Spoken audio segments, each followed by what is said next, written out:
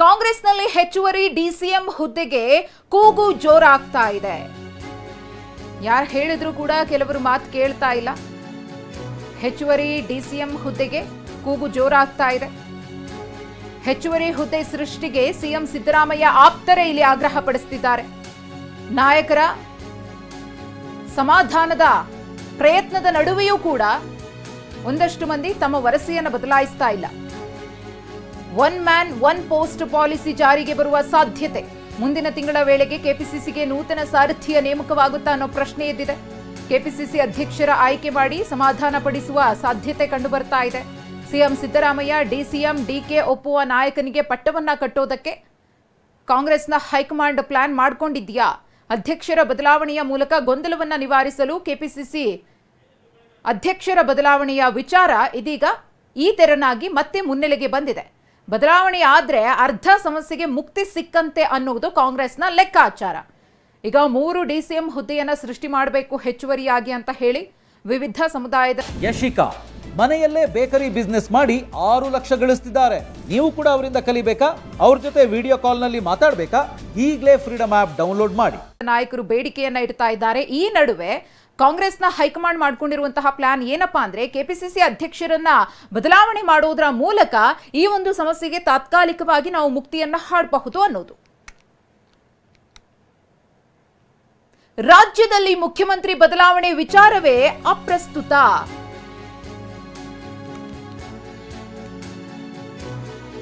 ಚಂದ್ರಶೇಖರ ಶ್ರೀ ಹೇಳಿಕೆಗೆ ವಚನಾನಂದ ಶ್ರೀಗಳು ಟಾಂಗ್ ಕೊಟ್ಟಿದ್ದಾರೆ. ಸಿಎಂ ಸಿದ್ದರಾಮಯ್ಯ ಡಿಕೆ ನಡುವೆ ಉತ್ತಮ ಸಹಕಾರ ಇದೆ, ಹೊಂದಾಣಿಕೆ ಇದೆ.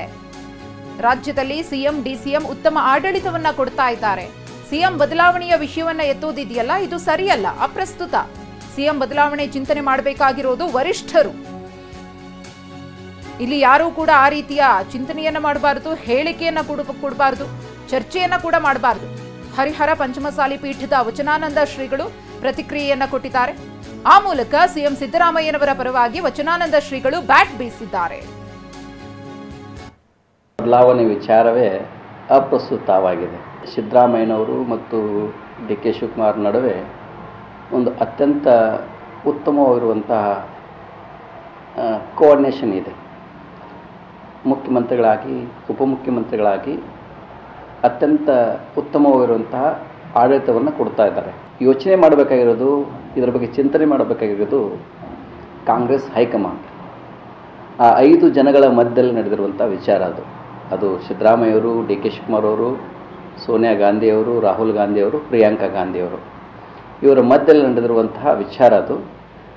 ಬಾರದು ಬಪ್ಪದು ತಪ್ಪದು ಅನ್ನುವ ಬಸವಣ್ಣವರ ವಚನವಾಣಿಯಂತೆ ಅವೆಲ್ಲವೂ ಮುಂದೆ ನಡೀತವೆ.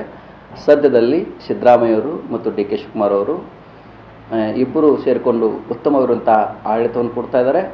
ಇನ್ನೂ ಅದ್ಭುತವಾಗಿರುವಂಥ ಆಡಳಿತವನ್ನು ಕೊಡಿ ಅಂತ ಹೇಳ್ತಾ ಈ ಮೂಲಕ ನಾವು ಅವರಿಬ್ಬರನ್ನು ಹಾರೈಸ್ತಾರೆ. ಸ್ವಾಮೀಜಿಯವರು ಹೇಳಿದ ತಕ್ಷಣವೇ ಯಾವ ಆಗದೇ ಇರುವಂಥ ವಿಚಾರ ಇವು. ಇದನ್ನು ನಿರ್ಧಾರ ಮಾಡಬೇಕಾಗಿರೋದು ಕಾಂಗ್ರೆಸ್ನ ಹೈಕಮಾಂಡ್. ಮತ್ತು ಎಲ್ಲಕ್ಕಿಂತ ಮುಖ್ಯವಾಗಿ ಡಿ ಕೆ ಶಿವಕುಮಾರ್ ಅವರು ಇದರ ಬಗ್ಗೆ ಮನವಿಯನ್ನು ಮಾಡಿದ್ದಾರೆ. ಈ ವಿಚಾರ ಯಾರು ಕೂಡ ದಯಮಾಡಿ ಮಾತನಾಡಲಿಕ್ಕೆ ಹೋಗಬೇಡಿ ಅಂತ ಹೇಳಿದ್ದಾರೆ. ನಮ್ಮ ಕರ್ನಾಟಕ ಈಗ ಹೇಗೆ ವಿರಾಟ್ ಕೊಹ್ಲಿ ಮತ್ತು ರೋಹಿತ್ ಶರ್ಮಾ ಇಬ್ಬರು ಸೇರಿಕೊಂಡು ಹೇಗೆ ಭಾರತಕ್ಕೆ ವಿಶ್ವಕಪ್ಪನ್ನು ತಂದು ಕೊಟ್ಟರು, ಆ ರೀತಿ ನಮ್ಮ ಕರ್ನಾಟಕಕ್ಕೆ ವಿರಾಟ್ ಕೊಹ್ಲಿ ಮತ್ತು ರೋಹಿತ್ ಶರ್ಮಾ ಅಂತಂದರೆ ಸಿದ್ದರಾಮಯ್ಯನವರು ಮತ್ತು ಡಿ ಕೆ. ಕಾಂಗ್ರೆಸ್ನಲ್ಲಿ ಸಿಎಂ ಬದಲಾವಣೆ ಚರ್ಚೆ ಆಗ್ತಾ ಇರುವ ವಿಚಾರಕ್ಕೆ ಸಂಬಂಧಪಟ್ಟಂತೆ ಬಿಜೆಪಿಯ ನಾಯಕರು ಕೂಡ ಪ್ರತಿಕ್ರಿಯೆಯನ್ನ ಕೊಡ್ತಿದ್ದಾರೆ. ಸಿಎಂ ಬದಲಾವಣೆಯ ಕೂಗು ಕೇಳಿ ಬರ್ತಾ ಇದೆಯಲ್ಲ, ಅದಕ್ಕೆ ನಿಮ್ಮ ಪ್ರತಿಕ್ರಿಯೆ ಅಂತ ಕೇಳಿದಾಗ ಜೋಶಿ ಅವರು ಕೂಡ ಉತ್ತರವನ್ನ ಕೊಟ್ಟಿದ್ದಾರೆ. ಸಿಎಂ ಚೇಂಜ್ ಮಾಡೋದು ಬಿಡೋದು ಅವರ ಆಂತರಿಕ ವಿಚಾರ ಅದು. ಆದರೆ ನಾ ಹೇಳೋದು, ಇದನ್ನು ಬಹಿರಂಗವಾಗಿ ಚರ್ಚೆ ಮಾಡಿ ಇಡೀ ಆಡಳಿತ ವ್ಯವಸ್ಥೆಯನ್ನು ಒಂದು ರೀತಿಯಲ್ಲಿ ಸ್ಥಗಿತಗೊಳಿಸಲಾಗಿದೆ. ಮತ್ತು ಎಂಥ ವಿಚಿತ್ರ ನಾನು ನೋಡಿದೆ, ಒಬ್ಬರು ಮಂತ್ರಿಗಳು ಹೇಳಿದ್ದಾರೆ ಅದರೊಳಗೆ BJP ಕೈವಾಡ ಇದೆ, BJPಯವರು ಮಾಡಿಸ್ತಾ ಇದ್ದಾರೆ ಅಂತ. ಎಷ್ಟು ಬಾಲಿಶ ಇದ್ದಾರೆ ಕಾಂಗ್ರೆಸ್ ಪಾರ್ಟಿಯವರು. ಅಟ್ಲೀಸ್ಟ್ ಹೇಳಬೇಕಾದ್ರೆ ಸ್ವಲ್ಪ ವಿಚಾರ ಮಾಡಿ ಹೇಳಬೇಕು. ಇಲ್ಲ, ನಮ್ಮಲ್ಲಿ ಇರುವಂಥ ಈ ಇನ್ಡಿಸಿಪ್ಲಿನನ್ನು ನಾವು ಹತೋಟಿಗೆ ತರ್ತೀವಿ. ಅವರು ಡಿ ಕೆ ಶಿವಕುಮಾರ್ ಅವ್ರು ಯಾರಾದರೂ ಮಾತಾಡಿದರೆ ಹುಷಾರ್ ಅಂತ ಹೇಳ್ತಾರೆ. ರಾಜಣ್ಣವ್ರು ಹೇಳ್ತಾರೆ ಅವ್ರು ನೋಟಿಸ್ ಕೊಟ್ಟು ಉತ್ತರ ಕೊಡ್ತೀವಿ ಅಂತ. ನಿಮ್ಮ ಎಲೆಯಲ್ಲಿ ನೀವು ಪೂರ್ತಿಯಾಗಿ ಕತ್ತಿ ಸತ್ತು ಬಿದ್ದಿದೆ, ನೀವು ಬಿಜೆಪಿಯವರು ಬ್ಯಾಕ್ ಹೊರಟಿದ್ದೀರಿ. ನೀವು ಅಟ್ಟರ್ ನಾನ್ಸೆನ್ಸ್ ನಡೀತಾ ಇದೆ ರಾಜ್ಯದಲ್ಲಿ, ನಡೀತಾ ಇರುವಂಥದ್ದು. ಜನ ಇದನ್ನು ಗಮನಿಸಬೇಕು. ಭಾಳ ವಿಶ್ವಾಸದಿಂದ ಜನ ಅವ್ರಿಗೆ ಓಟ್ ಕೊಟ್ಟಿದ್ದಾರೆ, 5 ವರ್ಷಕ್ಕೆ ಕೊಟ್ಟಿದ್ದಾರೆ. ನಮ್ಮದು ಎರಡನೇ ಸಂಗತಿ, ಮುಖ್ಯಮಂತ್ರಿ ಯಾಕೆ ಹೇಳ್ತಾ ಇಲ್ಲ ಯಾರಿಗೂ DCM ಬಗ್ಗೆ ಮಾತಾಡ್ಬೇಡ್ರಿ ಅಂತ. ಪಾಪ DK ಶಿವಕುಮಾರ್ ಅವರು ಪಾಪ ಹೇಳ್ಯಾರ ಬಹಿರಂಗವಾಗಿ, ಎಲ್ಲ ಯಾರು ಮಾತಾಡ್ಬೇಡ್ರಿ ಅಂತ. ಮುಖ್ಯಮಂತ್ರಿ ಯಾಕೆ ಹೇಳ್ತಿಲ್ಲ? ಮುಖ್ಯಮಂತ್ರಿಗೆ ಇದು ಬೇಕಾಗಿಲ್ಲ. ಮುಖ್ಯಮಂತ್ರಿಗೆ ಒಬ್ಬರೇ DCM ಇರೋದ್ರಿಂದ 2 ಪವರ್ ಸೆಂಟರ್ ಆಗಿದೆ. ನಾವೇನು DK ಶಿವಕುಮಾರ್ ಪರ ಅಥವಾ ಸಿದ್ದರಾಮಯ್ಯನ ಪರ ಅಲ್ಲ. ನಾವು ಹೇಳೋದು DK ಶಿವಕುಮಾರ್ ಅಟ್ಲೀಸ್ಟ್ ಒಂದು ಪಬ್ಲಿಕ್ ಹೇಳಿಕೆ ಕೊಟ್ಟಾರ, ಆದರೆ ಸಿದ್ದರಾಮಯ್ಯನವ್ರ ಬಣದವರು ಚಾಲೆಂಜ್ ಮಾಡಿದ್ದಾರೆ. ಅದನ್ನು ನೋಟಿಸ್ ಕೊಡಲಿ, ನಾನು ನೋಡ್ತೀನಿ. ಅಂದ್ರೆ ಕಮಾಂಡ್ ಇಲ್ಲ. DK ಶಿವಕುಮಾರ್ಗೆ ಸಿಎಂ ಸ್ಥಾನ ಬಿಟ್ಟುಕೊಡಬೇಕೆಂಬ ವಿಶ್ವ ಒಕ್ಕಲಿಗ ಮಹಾಸಂಸ್ಥಾನದ ಜಗದ್ಗುರು ಚಂದ್ರಶೇಖರ ಶ್ರೀ ಬೇಡಿಕೆ ಕುರಿತಂತೆ ಜೆಡಿಎಸ್ ಕೋರ್ ಕಮಿಟಿ ಅಧ್ಯಕ್ಷ GT ದೇವೇಗೌಡರು ಪ್ರತಿಕ್ರಿಯೆ ಕೊಟ್ಟಿದ್ದಾರೆ. ಸಿದ್ದರಾಮಯ್ಯ ಹೈಕಮಾಂಡ್ ಮನಸ್ಸು ಮಾಡಿದ್ರೆ DK ಸಿಎಂ ಆಗ್ತಾರೆ ಎಂದಿದ್ದಾರೆ. ಅಲ್ಲದೆ ಭಿನ್ನಾಭಿಪ್ರಾಯ ಹೆಚ್ಚಾದರೆ ಸರ್ಕಾರ ಬೀಳಬಹುದು ಅಂತಾನೂ ಭವಿಷ್ಯ ನುಡಿದಿದ್ದಾರೆ. ಸಿದ್ದರಾಮಯ್ಯನವರು ಮುಖ್ಯಮಂತ್ರಿ ಆಗಬೇಕಾದ್ರೆ ಕುರುಬ ಸಮಾಜದ ಮಠಾಧೀಶರು ದೊಡ್ಡ ಗರ್ಜನೆ ಮಾಡಲಿಲ್ವೇ, ಆಗ್ರಹ ಮಾಡಲಿಲ್ವೇ? ಅದೇ ರೀತಿ ಆ ಸಮಾಜದ ಮೇಲೆ ಅಭಿಮಾನ, DK ಶಿವಕುಮಾರ್ ಅಭಿಮಾನದಿಂದ ಸ್ವಾಮೀಜಿಯವರು ಮಾತಾಡಿದ್ದಾರೆ ಅಷ್ಟೇ. ಚುನಾವಣಾ ಸಂದರ್ಭದಲ್ಲಿ ಏನಾಯಿತು? ಸಿದ್ದರಾಮಯ್ಯನವರು 2.5 ವರ್ಷ, DK ಶಿವಕುಮಾರ್ ಅವರು 2 ವರ್ಷ, ಒಪ್ಪಂದ ಆಗಿದೆ ಅಂತಕ್ಕಂಥದ್ದನ್ನೇ ಅದರ ಆಧಾರದ ಮೇಲೆ ನಿಮ್ದಾದ್ಮೇಲೆ ನೆಕ್ಸ್ಟ್ ಶಿವಕುಮಾರ್ ಆಗಲಿ ಅನ್ನೋ ವಿಚಾರದಲ್ಲಿ ಹೇಳಿದ್ದಾರೆ. ಅದ್ಯಾವ ದೊಡ್ಡ ಅಪರಾಧ ಅಲ್ಲ.